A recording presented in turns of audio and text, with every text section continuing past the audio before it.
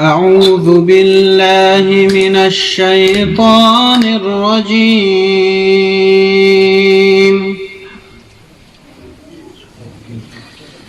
بسم الله الرحمن الرحيم.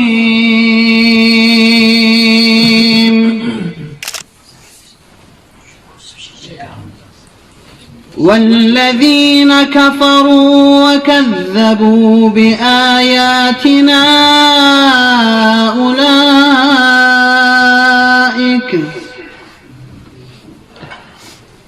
أولئك أصحاب النار هم فيها خالدون.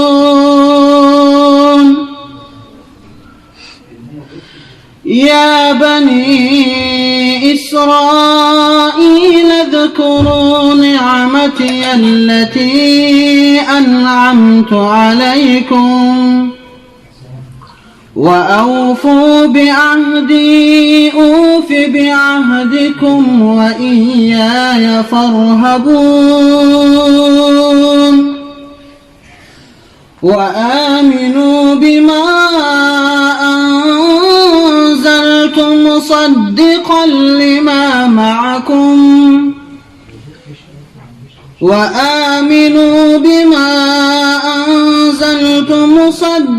لما معكم ولا تكونوا أول كافر به ولا تشتروا بآياتي ثمنا قليلا وإياي فاتقون. ولا تلبسوا الحق بالباطل وتكتموا الحق وأنتم تعلمون. وأقيموا الصلاة وآتوا الزكاة واركعوا مع الراكعين. أتأمرون الناس بالبر وتنسون أنفسكم وأنتم تتلون الكتاب أفلا تعقلون.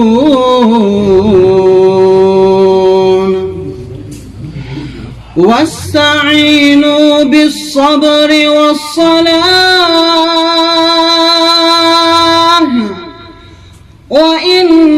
وإنها لكبيرة إلا على الخاشعين الذين يظنون أنهم ملاقو ربهم وأنهم إليه راجعون.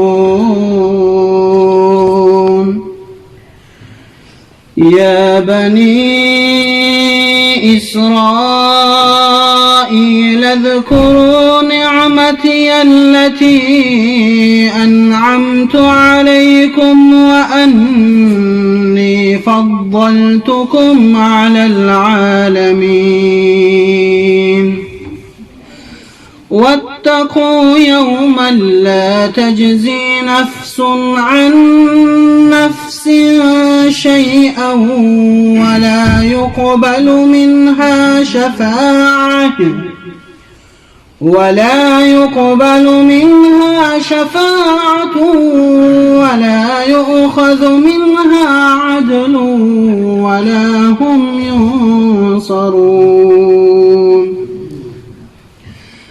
وإذ نجيناكم من آل فرعون يسومونكم سوء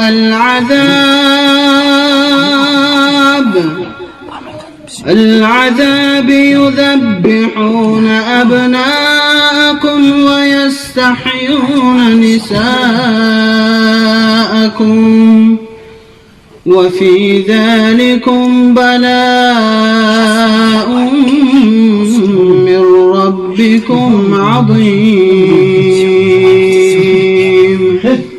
صدق الله العظيم.